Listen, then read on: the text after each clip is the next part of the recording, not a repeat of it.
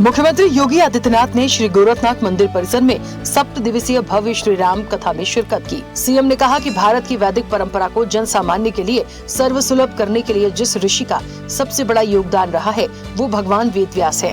क्योंकि भारत के वैदिक परंपरा को, पौराणिक परंपरा को जन सामान्य के लिए सर्वसुलभ करने के लिए जिस ऋषि का सबसे बड़ा योगदान रहा है वह भगवान वेद व्यास हैं, कृष्ण द्वैपायन व्यास। मुख्यमंत्री योगी आदित्यनाथ ने कहा कि परिवार सुखी है तो समाज भी सुखी रहेगा और समाज सुखी है तो राष्ट्र को समृद्धि के पथ पर अग्रसर करने से कोई ताकत रोक नहीं सकती। मातृभूमि और मातृशक्ति के सम्मान और संवर्धन के लिए समाज को हमेशा जागरूक रहना होगा। जो मातृशक्ति को सम्मान न दे सकता हो, जो मातृभूमि को सम्मान न दे सकता हो, उन लोगों के साथ इसी प्रकार की कठोरता का व्यवहार होना चाहिए और मुझे लगता है वह आज की आवश्यकता है।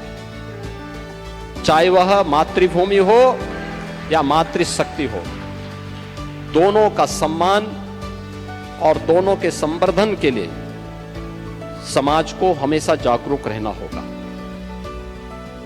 मुख्यमंत्री योगी आदित्यनाथ ने कहा कि भारत में जातियां, उपासना पद्धतियां, रहन सहन, खान पान, वेशभूषा अलग अलग रही होंगी, लेकिन उत्तर से लेकर दक्षिण तक, पूरब से लेकर पश्चिम तक पूरा देश एक भाव और भंगिमा के साथ आगे बढ़ता रहा है। एक राष्ट्र के रूप में भारत अपनी यात्रा को प्रारंभ से ही लेकर के चला है। हमारे यहाँ जातियां अलग अलग रही होंगी, लेकिन उत्तर से लेकर दक्षिण तक, पूरब से पश्चिम तक पूरा देश एक भाव और भंगिमा के साथ, उसी भाव भंगिमा के साथ चलता रहा है, आगे बढ़ता रहा है। गुरु पूर्णिमा के पावन पर्व पर मुख्यमंत्री योगी आदित्यनाथ ने शिवावतार महायोगी गुरु गोरखनाथ का नाथपंथ की परंपरा के अनुसार विशिष्ट पूजन किया। उन्होंने अपने गुरुदेव ब्रह्मलीन महंत अवैधनाथ, दादा गुरु ब्रह्मलीन महंत दिग्विजयनाथ, योगीराज बाबा गंभीरनाथ समेत नागपंथ के सभी गुरुजन की भी विधि विधान से पूजा की। सीएम भगवान गोरखनाथ और अन्य गुरुजन को श्रद्धा निवेदित कर लोक कल्याण के पथ पर मार्गदर्शन के लिए भावपूर्ण कृतज्ञता व्यक्त की। मुख्यमंत्री योगी आदित्यनाथ ने गोरखनाथ मंदिर परिसर में जनता दर्शन कार्यक्रम में अलग अलग जनपदों से आए लोगों की समस्याएं सुनी। उन्होंने अधिकारियों को निर्देश दिए कि हर शिकायत का त्वरित, प्रभावी और समयबद्ध तरीके से समाधान सुनिश्चित किया जाए। मुख्यमंत्री ने कहा कि प्रदेश सरकार की प्राथमिकता आम नागरिकों को सुशासन उपलब्ध कराना और उनकी समस्याओं का शीघ्र निस्तारण करना है। मुख्यमंत्री योगी आदित्यनाथ ने गोरखनाथ मंदिर की गौशाला में गौ सेवा की। सीएम ने अपने हाथों से गायों और बछड़ों को गुड़ रोटी खिलाया। सीएम ने गौशाला के सेवादारों, गौवंश की उचित देखभाल और चिकित्सा व्यवस्था के सख्त निर्देश दिए।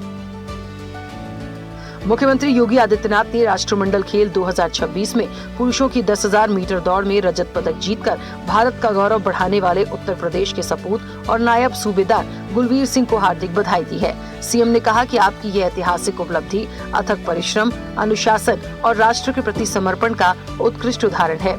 संपूर्ण उत्तर प्रदेश और देश को आप पर गर्व है। मुख्यमंत्री योगी आदित्यनाथ ने महान शिक्षाविद, नारी सशक्तिकरण के लिए समर्पित रहे ईश्वर चंद्र विद्यासागर की पुण्यतिथि पर विनम्र श्रद्धांजलि दी है। सीएम ने कहा कि समाज में व्याप्त कुरीतियों के उन्मूलन एवं महिला शिक्षा के लिए उनके भगीरथ प्रयास हम सभी के लिए प्रेरणापुंज हैं। अंतर्राष्ट्रीय बाघ दिवस की सभी प्रकृति प्रेमियों और वन्य जीव संरक्षकों को हार्दिक बधाई दी है। सीएम ने कहा कि भारत का राष्ट्रीय पशु बाघ हमारी समृद्ध वन संपदा, जैव विविधता और प्राकृतिक विरासत का गौरवशाली प्रतीक है। साहस और सामर्थ्य के इस जीवंत स्वरूप के संरक्षण हेतु डबल इंजन सरकार पूर्णतः प्रतिबद्ध है। आइए प्रकृति की इस अनमोल धरोहर के संरक्षण हेतु संकल्पित हों।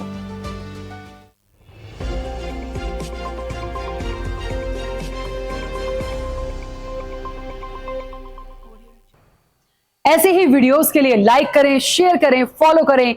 YouTube पर जाकर सब्सक्राइब कर बेल आइकन दबाना ना भूलें और ताजा अपडेट्स के लिए swedeshlive.com पर जरूर जाएं।